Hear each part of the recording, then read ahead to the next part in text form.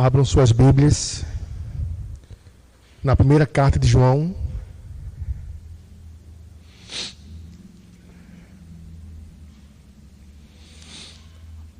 Toda vez que eu estou vindo aqui, eu estou trazendo uma mensagem nessa carta. E eu vou expor ela até o final, tá bom? Então, estamos na nossa terceira mensagem nessa carta. Deixa aberto no primeiro capítulo. 1 João. Essa carta daqui, ela foi escrita pelo próprio apóstolo João, como a gente tem visto, tá? E ele escreveu essa carta daqui para uma comunidade de igreja. Acredita-se que João, nós sabemos que ele estava preso na ilha de Patmos, mas ele não morreu lá. Tudo indica que ele foi para Éfeso. E essa comunidade de igrejas estava situada na cidade de Éfeso. E na sua velhice, ele esteve lá, esteve ministrando para essas igrejas. E algo muito sério estava acontecendo nessas comunidades. Um falso ensino estava acontecendo lá. E esse falso ensino é chamado de gnosticismo, onde esses falsos mestres, eles acreditavam que a matéria é má. Tudo aquilo que pode se ver, tudo aquilo que pode se tocar é essencialmente mal. Somente aquilo que é espiritual, somente aquilo que é espírito é bom. Por isso que eles negavam a doutrina da criação, por exemplo, e a doutrina da encarnação. Por quê? Como é que Deus, sendo bom, pode ter criado todas as coisas? Porque tudo que é material é ruim, é mal. E como é que pode Deus ter se feito homem, ter se encarnado? Porque se Deus é bom, como é que pode Deus se fazer homem? Ora, se aquilo que é material e aquilo que é palpável é mal, então Deus não se fez homem. E essa é uma heresia que o apóstolo João vai combater nessa igreja. Inclusive, quando João escreve essa carta, João ele não está escrevendo de boa. João ele não está escrevendo despreocupado. João está escrevendo preocupadíssimo. Porque esse falso ensino já estava afetando diretamente a igreja. Por que eu afirmo isso? Abro no capítulo 2.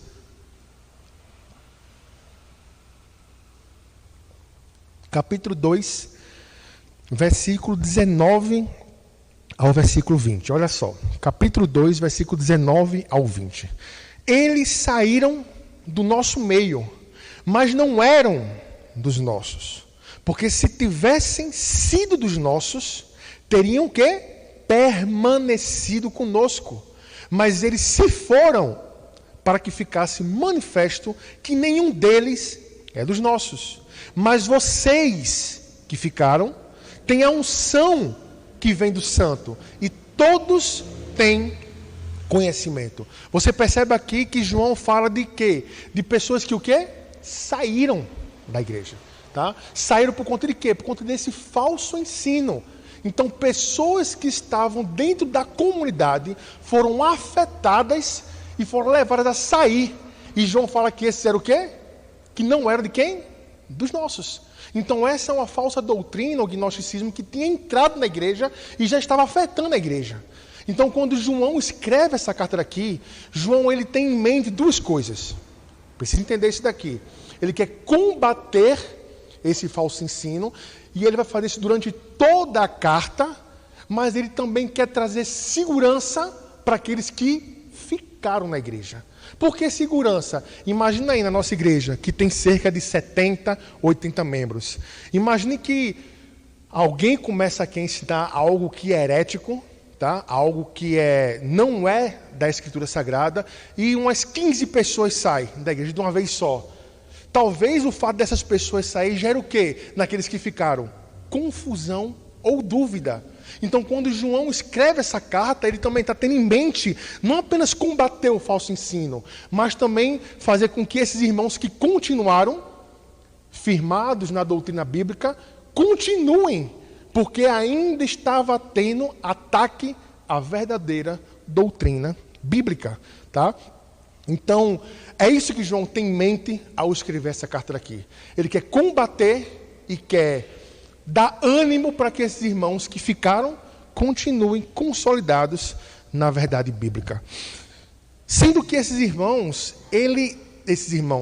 falsos mestres, eles acreditavam tanto que a carne é completamente separado daquilo que é o espírito, que eles também alegavam que, ora, se o espírito é bom e a carne é má, não importa aquilo que eu faço, não vai ter nenhuma implicação na minha vida espiritual. Então, não importa se eu faço um mal, não importa como eu me comporto, isso não tem nenhuma implicação na minha vida espiritual. Então, eu continuo tendo comunhão com Deus.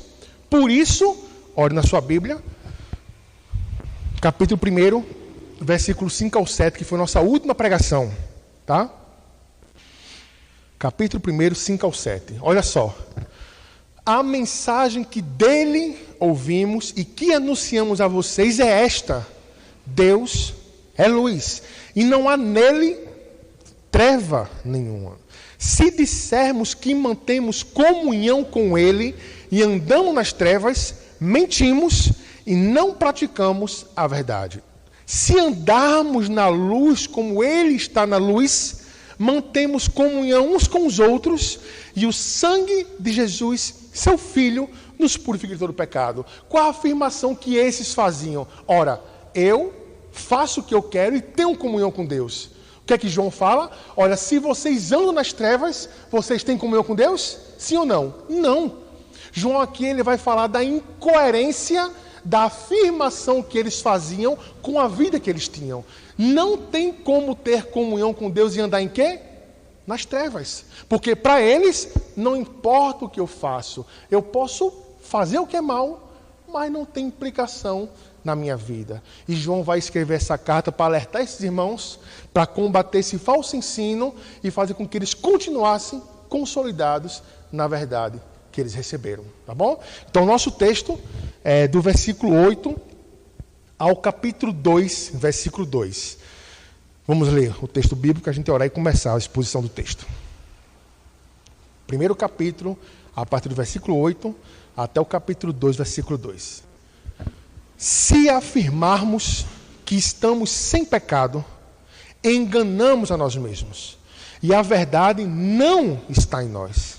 Se confessarmos os nossos pecados, Ele é fiel e justo para perdoar os nossos pecados e nos purificar de toda injustiça.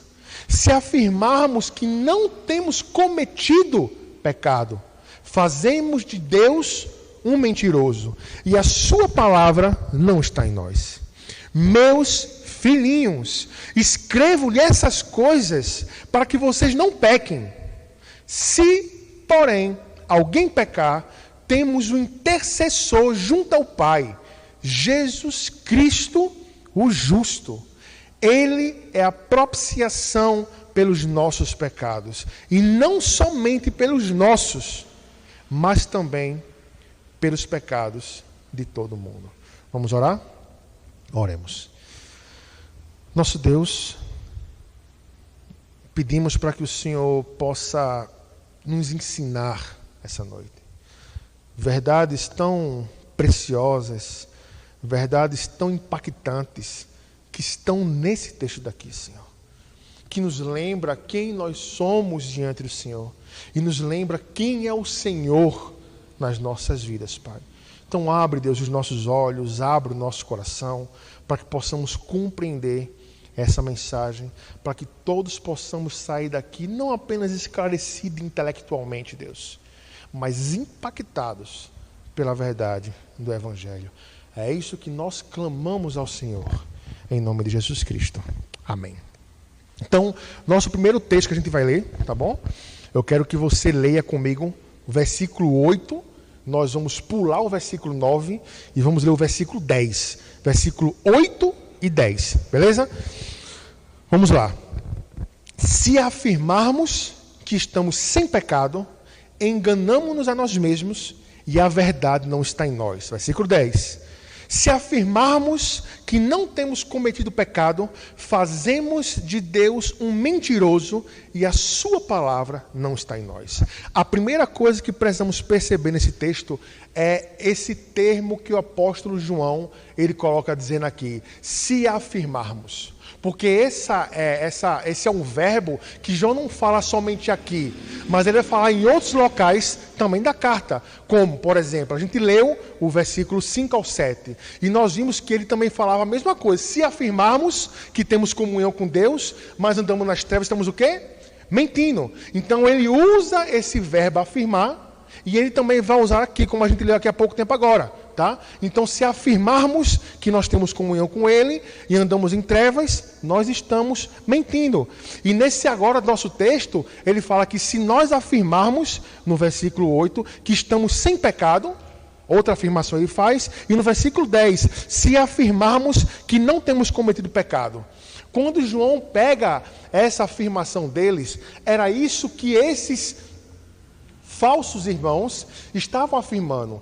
Eles estavam afirmando que eles tinham comunhão e eles estavam afirmando que eles não tinham pecado e que não estavam cometendo pecado. Quando João pega esse termo, ele está apontando para aquilo que eles acreditavam. Então, esses falsos mestres afirmavam categoricamente duas coisas no texto: que eles não tinham pecado e que eles não cometiam pecado.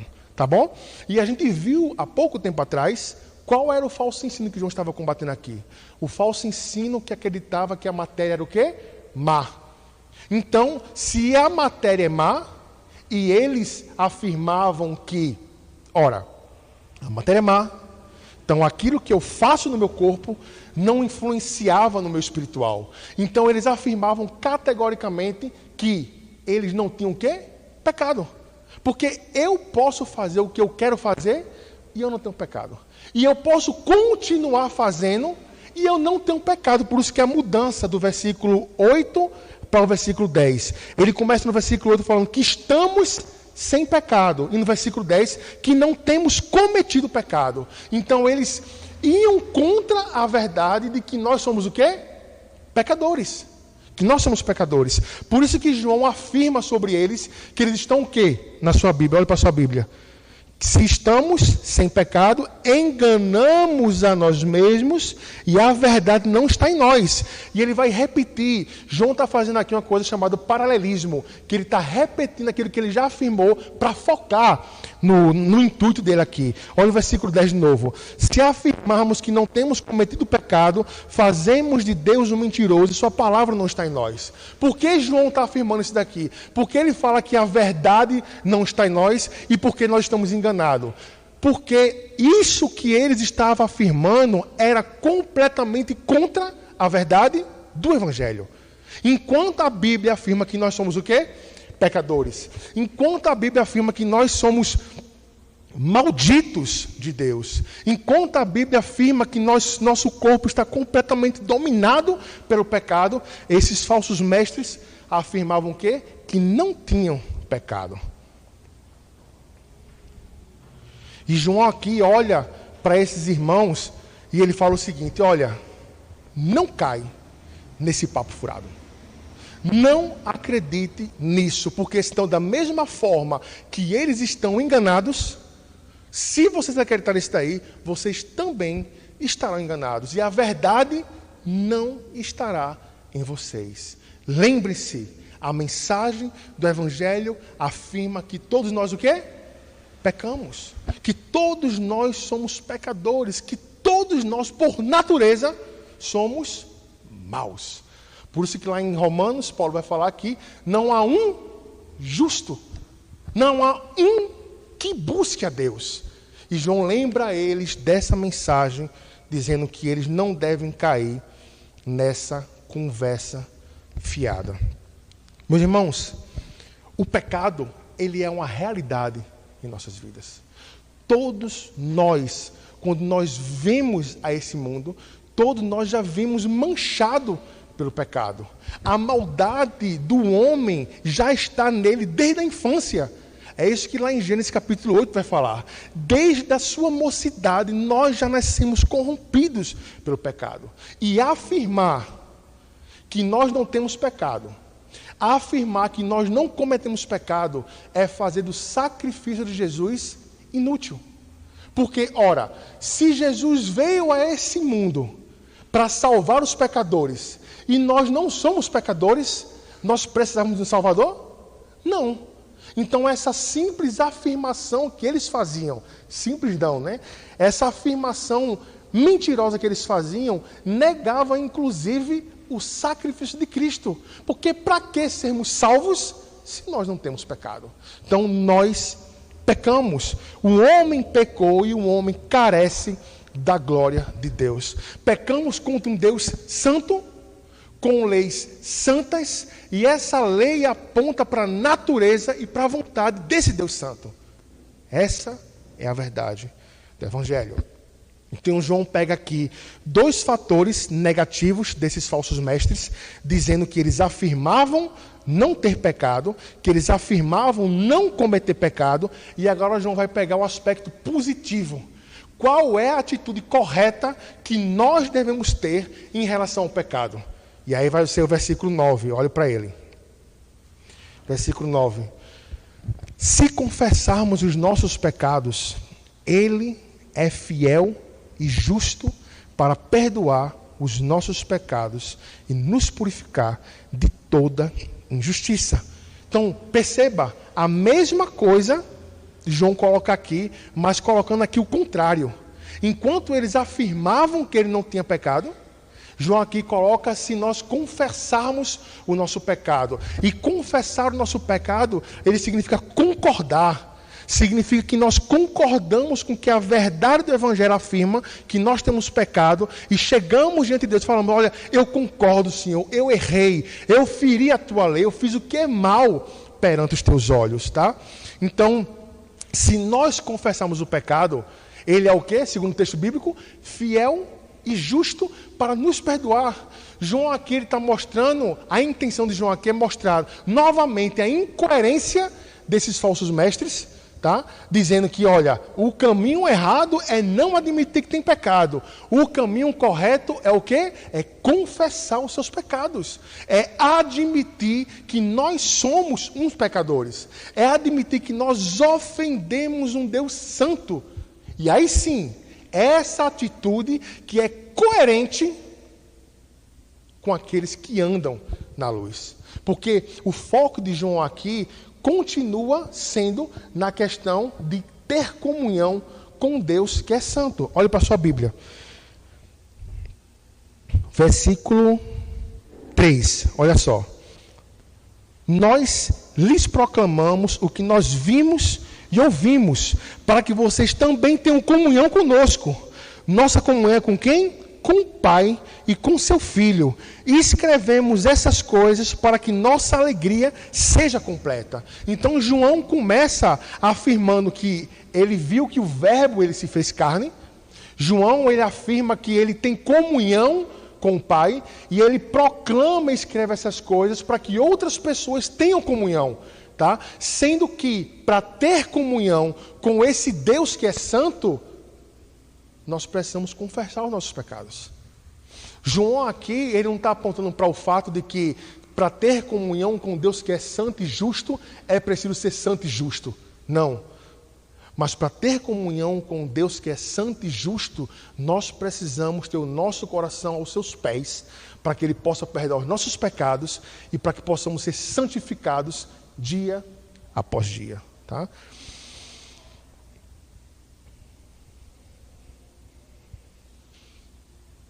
Confessar os seus pecados. Confessar. Lembra? Quando João Batista estava lá no deserto, qual era a mensagem de João Batista? Lá em Mateus capítulo 3 fala: arrependam-se, porque o reino de Deus está próximo. Arrependam-se. E lá no versículo 5 ao 6 do capítulo 3 de Mateus, fala que a ele, a João, Batista, vinha gente de Jerusalém, de toda a Judéia e de toda a região ao redor do Jordão, fazendo o quê? Confessando os seus pecados, e eram batizados por ele no Rio Jordão. A confissão dos seus pecados, dos nossos pecados, sempre foi uma marca do verdadeiro discípulo de Cristo. Essa é a ênfase de João aqui. É mostrar que confessar os pecados é uma marca. João, durante toda a sua carta, ele vai dar marcas de um verdadeiro cristão. Por exemplo, uma das marcas que ele vai dar é: aquele que crê que Jesus Cristo veio em carne, esse está com ele. Aqueles que não creem, que negam, que era o caso dos gnósticos, esses não têm comunhão com Deus, eles estão no erro. Então, durante toda a carta, nós vamos ver que João vai dar marcas daqueles que realmente andam com Cristo. E a marca aqui é o quê? Confissão. Confissão de seus pecados. Não é perfeição. Lembra de Davi? O homem segundo o coração de Deus. O cara que pegou a mulher de outro homem. O cara que mandou matar o cara. O cara que deu uma de bom moço.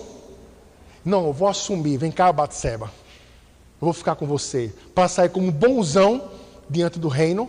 Tá? E ficou lá com seu pecado oculto. Cerca de talvez um ano e meio ali. Tá? Sendo que Deus enviou um homem chamado quem? Natã. O que é que Natã fez? Confrontou o pecado de Davi. E o que é que Davi fez? Confessou seu pecado. Essa é a grande diferença de Davi e o rei Saul. Se você for ler lá, Saul, quando cometeu pecado, quando não obedeceu a Deus, quando o profeta Samuel foi até Davi, quando o profeta Samuel foi até Saul, para confrontar ele, Saul fez o quê? Ele não estava preocupado com o seu pecado, ele estava preocupado em perder o reino. Percebe a diferença? A diferença de um cristão verdadeiro é a confissão de seus pecados. É o reconhecimento do seu erro. É o arrependimento do seu coração. Por isso que Davi escreveu lá no Salmo 51:17, sacrifício agradável a Deus é um espírito quebrantado, um coração quebrantado e contrito. Esse coração, Deus vai o quê? Nunca ele vai desprezar. Nunca. Um coração quebrantado. E o termo dessa palavra, quebrantado, significa quebrado. Não tem quando cai um copo na sua casa, ou um prato na sua casa, cai lá e pá, faz aquela zoada lá. Aquilo é um coração quebrantado. Aquilo é um coração partido. Porque quando nós fazemos aquilo que Deus não quer, como é que o nosso coração fica? Quebrado. Ou, pelo menos, deveria ficar. E João fala, olha, é a confissão. Confessem os seus pecados e vocês têm comunhão com Deus. Não caiam no papo desses falsos mestres. E aqui, meus irmãos, é muito importante a gente fazer uma pausa para pensarmos na nossa vida. Porque alguns minutos atrás nós vimos uma verdade básica. A verdade é que todos nós o quê? Pecamos. Que todos nós somos pecadores diante de Deus. Que todos nós infringimos a lei de Deus. E eu tenho certeza que todos aqui, talvez uma rara exceção, fala realmente, não, eu reconheço que eu sou um pecador.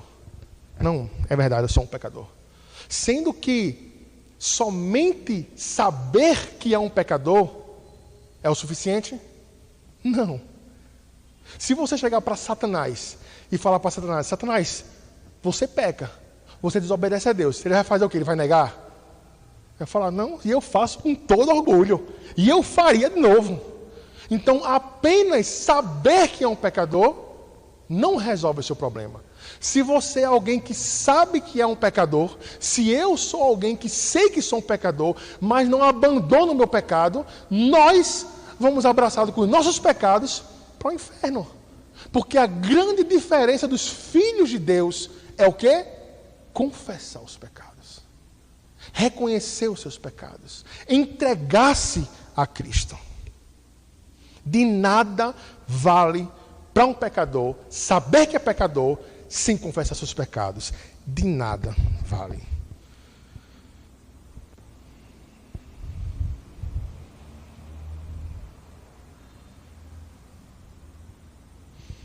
E a pergunta que fica para você, não sei se tem alguém aqui ainda que não entregou a sua vida a Cristo.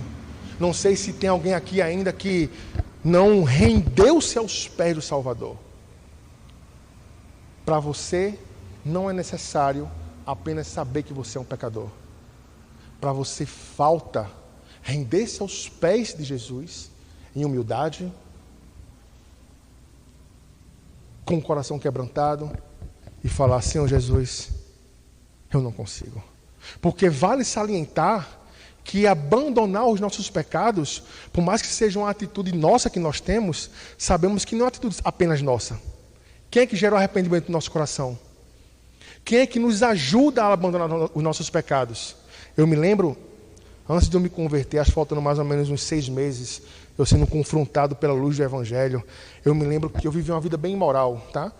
E eu me lembro que eu tentava deixar algumas atitudes pela minha própria força, e eu não conseguia. Eu tentava não olhar para a mulher, eu tentava não ir para a festa, eu tentava não fazer coisas desonestas, então conseguia um dia sim, um dia não. Um dia sim, um dia não. Um dia sim, 10 não. Eu não conseguia, mas teve um dia que eu me acordei, eu me lembro claramente, que eu fiz: Senhor, é hoje, eu me coloco aos seus pés. Eu me coloco aos seus pés. Eu não consigo sozinho. E nesse dia, a minha vida mudou. Por quê? Porque Deus me ajudou. Então, se você é alguém que não consegue abandonar os seus pecados, peça ajuda a Deus, que Ele vai te ajudar, que Ele vai te salvar. Contudo, não fica apenas para os descrentes. Essa também deve ser uma aplicação para nós que afirmamos ser crentes. Nós afirmamos que temos comunhão com Deus, não é verdade? Você afirma que você conhece a Deus. Eu afirmo que eu conheço a Deus. É ou não é verdade? Mas a grande pergunta é: a sua vida e a minha vida, e não fuja dessa pergunta, é marcada por confissão, é marcada por arrependimento? Quando você olha para a sua vida hoje, faça essa reflexão pessoal sua. Não pense de fulano ou cicrano, mas quando você olha para você, você vê isso como uma característica? Porque olha, uma das maiores características de um filho de Deus é o quê? Arrependimento. Por isso no Sermão do Monte, quando Jesus começa lá a mostrar as bem-aventuranças, ele fala o quê? Bem-aventurados que choram. Choram pelo quê? Pelos seus pecados. Pelos seus pecados. Qual foi a última vez que nós choramos pelos nossos pecados? Que você fez algo, eu fiz algo de errado diante de Deus, e aquilo quebrou, que naquele copo, que naquele prato, quebrou o nosso coração. Qual a última vez? Talvez você não seja uma pessoa emocionada.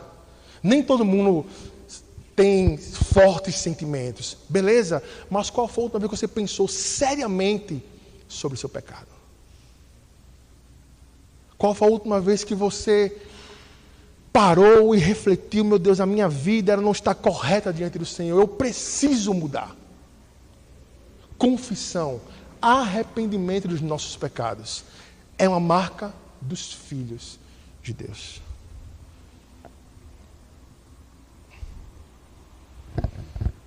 Sua vida é marcada por confissão? Talvez o nosso próprio sistema de defesa possa responder: sabe o quê? Não, mas eu não estou no Parque do Povo. Aí a gente tem essa ideia. Não, no Parque do Povo lá está o mal. Lá está o pecado. No carnaval. Ou então, não, eu não trago minha esposa. Não, mas eu não isso.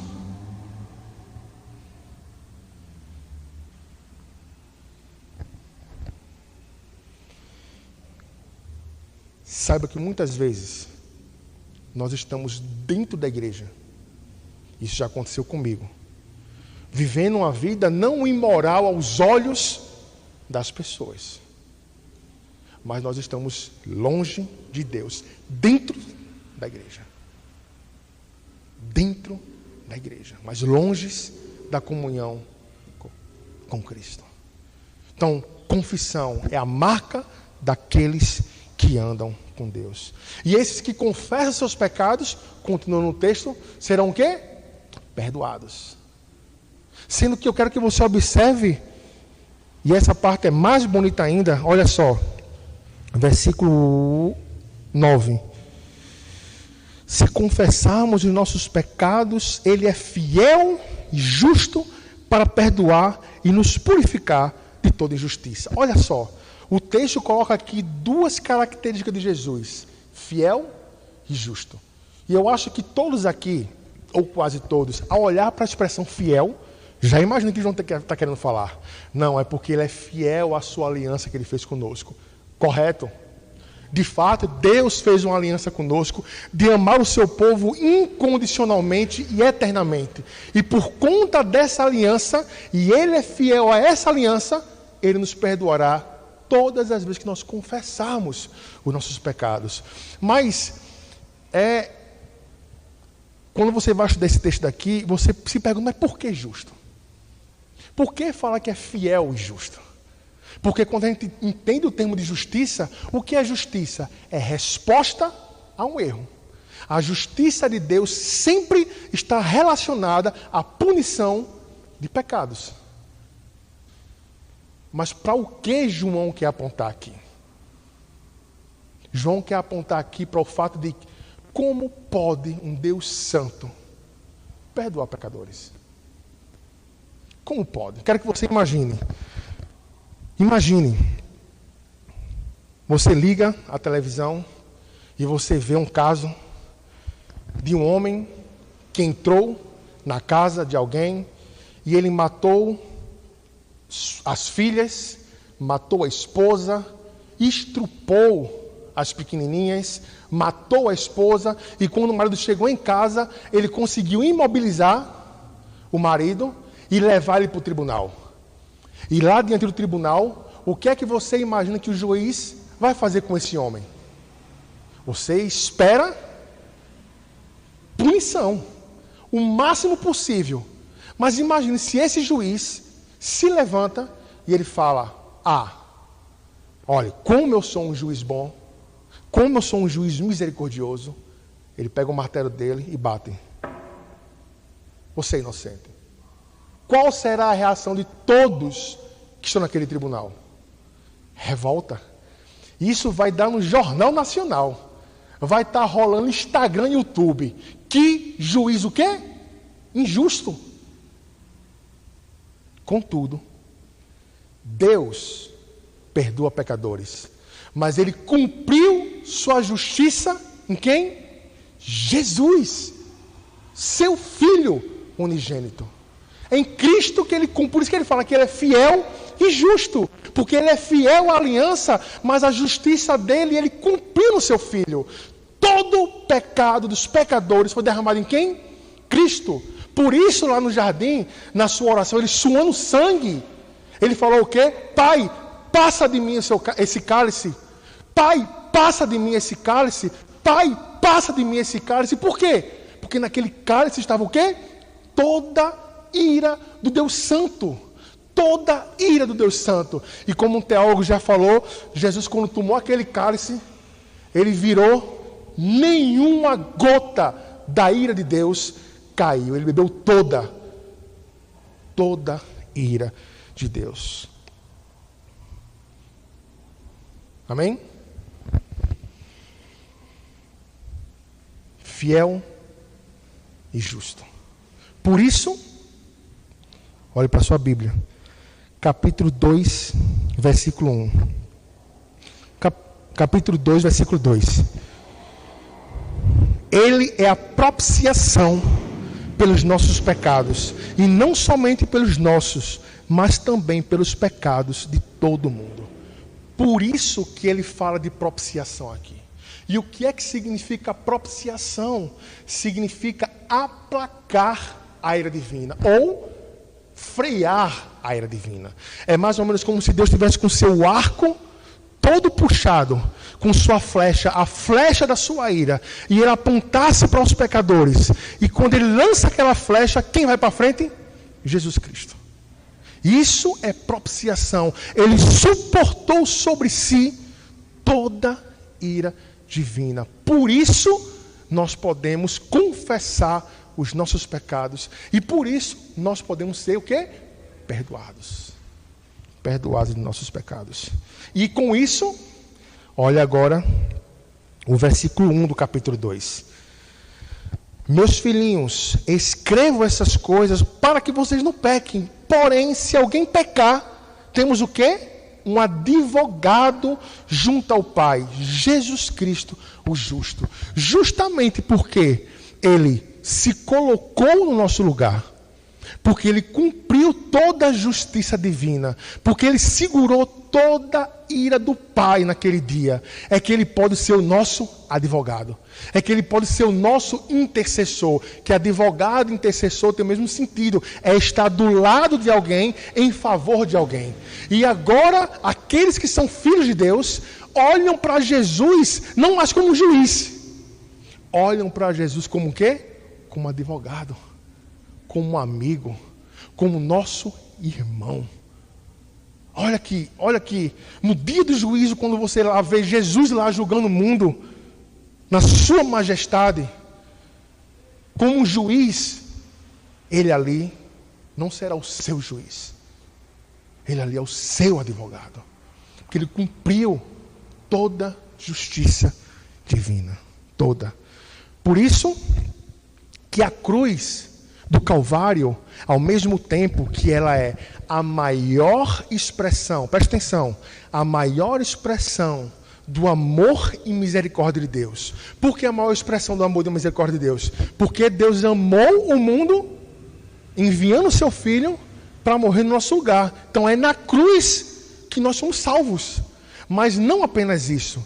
Da mesma forma que o auge do amor de Deus pela humanidade é a cruz do Calvário, o auge da ira divina é a cruz do Calvário. Porque ali é uma expressão de amor e de justiça. Porque para que ele pudesse nos amar, nos perdoar, ele teve que punir seu Filho, Jesus Cristo. Seu Filho. E uma vez perguntaram,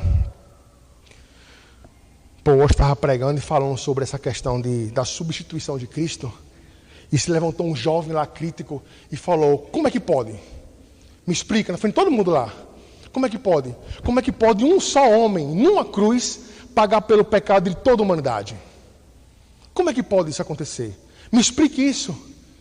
E ele explica, ele fala, se você pegar Cristo, se você colocar ele de um lado da balança, e se você pegar todos os homens, colocar do outro lado da balança, se você pegar tudo aquilo que é belo, colocar do outro lado da balança, se você colocar tudo aquilo que é puro e justo nesse mundo, o sol, a lua, os planetas, todo o universo de um lado da balança, quem vai pesar mais?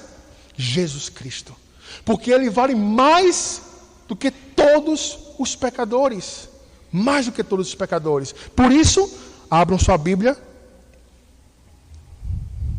1 Pedro capítulo 3, versículo 18.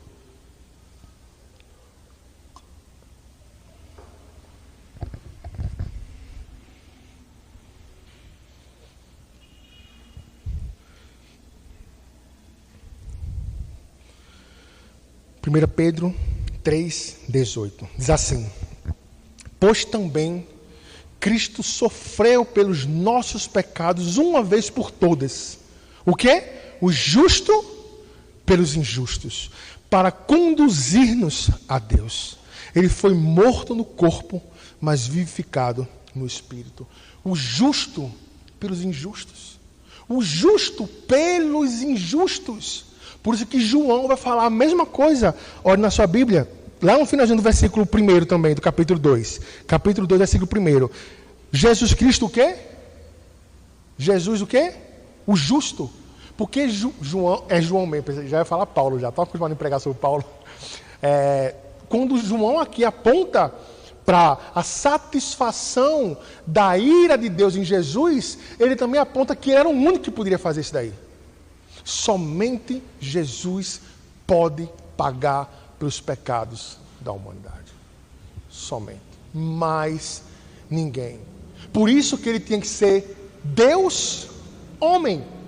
Homem porque é o nosso representante. E Deus porque ninguém mais para suportar a ira divina.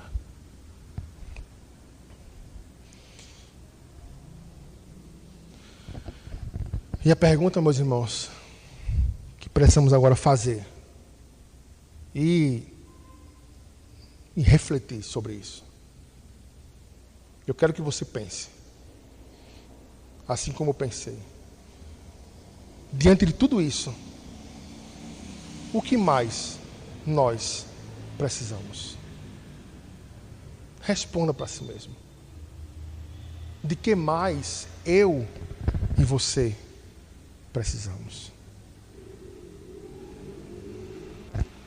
Se Cristo morreu por nós, se Cristo nos livrou de toda ira vindoura, e antes, você que não tinha alguma esperança, e hoje você tem esperança, o que mais nós precisamos para alegar o nosso coração?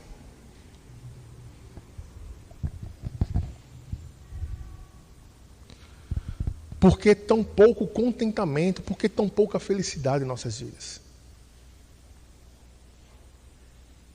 Se a salvação de Cristo em nossas vidas deveria ser o que basta. E eu não estou querendo falar de que não passamos por momentos difíceis, por circunstâncias realmente que podem abalar o nosso coração. Mas quando nós falamos da alegria cristã, nós falamos de uma alegria ultra circunstancial. E o que é que significa isso? Uma alegria que supera todas as circunstâncias. Onde, mesmo que você perca tudo, e mesmo lá, em lágrimas, eu não quero negar esse fato. Triste, eu não quero negar esse fato. Nós somos homens e mulheres. Mas agarrarmos aos pés de Cristo e falar: Cristo, tua graça me basta. Cristo, eu perdi tudo, mas eu tenho tudo, porque o Senhor é minha salvação. Por que tão pouco contentamento muitas vezes em nossas vidas? Pense sobre isso. Por que temer a morte? Por que temer a morte? Geralmente a gente olha para a morte como uma perca de tudo. Mas Paulo olha para a morte como o quê? Como ganho. Completamente o oposto. Completamente o oposto. Ele morreu. Ele satisfez a ira do Pai. E por isso nós podemos pedir perdão a Ele. Na certeza que seremos perdoados. Por isso, toda música, todo domingo a gente canta aquela música, né? Se confessarmos nossos pecados, Ele é fiel e justo. Porque por conta disso apenas. O perdão de Deus é gratuito para nós, mas Ele pagou por nós. Por isso é gratuito. Então alegre o seu coração. Alegre o seu coração. Contudo, não posso deixar também de citar, falando sobre ira, sobre justiça, sobre propiciação, que é a substituição de Cristo no nosso lugar. Se você não está em Cristo, se você não está em Cristo, toda aquela ira que Cristo bebeu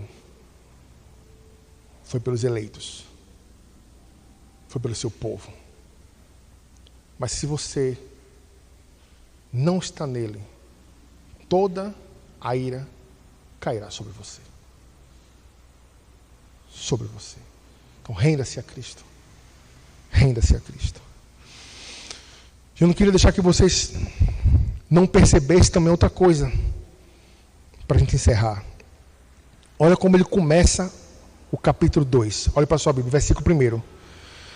Quando ele fala: filhinhos, escrevo essas coisas para que o quê? Para que vocês não pequem. João, ele não quer deixar esses irmãos pensar que se ele pagou, se ele morreu por mim, quer dizer que se eu confessar o pecado todas as vezes, ele vai me perdoar, então eu não estou nem aí. Essa é a intenção de João? Não. Por isso que ele deixa claro aqui: meus filhinhos, eu estou escrevendo tudo isso daqui para que vocês saibam que vocês não pequem. quando a gente olha para o que Cristo fez por nós, quando nós olhamos pelo favor que Ele fez por nós, imerecido, nós não queremos pecar. Entende a questão? Por isso, essa é a grande questão da vida do cristão. A questão não é, não, eu não vou trair a minha esposa por conta dela. Também. Mas, acima de tudo, eu não vou trair minha esposa nem meu marido por Cristo. Eu não quero pecar. Ele me salvou. Por isso, Spurgeon falou, se Cristo morreu por mim, eu não posso brincar com o mal que matou meu melhor amigo. Se Cristo morreu por mim, eu não posso brincar com o mal que matou o meu melhor amigo. Irmãos, não pequem. Não pequem. Mas, se pecar, temos um advogado diante do Pai. Amém? E para concluir, vimos que os falsos mestres estavam afirmando não ter pecado. E João fala que eles estavam o quê? Enganados. Que estavam fora da verdade. Nós vimos que a vida do Filho de Deus é marcada pelo quê? Arrependimento, confissão dos seus pecados. Nós vimos que essa confissão só é possível porque nós temos quem? Jesus Cristo. E Jesus só pôde nos perdoar. Por quê? Porque Ele morreu no nosso lugar. E abriu um caminho entre nós e Deus. O justo pelos injustos. Tá? Arrependimento. E eu vou citar outra frase de Spurgeon, quero que você preste atenção, sobre arrependimento. Arrependimento também é um ato contínuo. Perceba, arrependimento também é um ato contínuo durante a vida inteira. Ele crescerá continuamente. Eu creio que um cristão no seu leito de morte se arrependerá mais amargamente do que jamais fez. Arrepender-se é algo que se fará durante toda a vida. Pecar e arrepender-se. Pecar e arrepender-se. Se resume à vida cristã. O que é que Spurgeon está querendo falar aqui? É que a vida do cristão é arrependimento contínuo. Isso nunca vai acabar. Porque não fomos glorificados ainda. E somente no céu estaremos livres de quê? Da presença do pecado em nossas vidas. Mas Spurgeon também fala que conforme o tempo for passar, esse pecado vai ser cada vez mais amargo. Hoje eu tenho um nível de arrependimento na minha vida. Hoje você tem um nível na sua vida. O normal, se você tem comunhão com Cristo, se você mantém uma relação saudável, lendo a Bíblia, orando, confessando seus pecados, é que essa amargura com o pecado aumenta cada vez mais. Porque você não quer desonrar o seu Senhor. Então, meus irmãos, que arrependimento seja uma marca em nossas vidas. Amém? Vamos orar.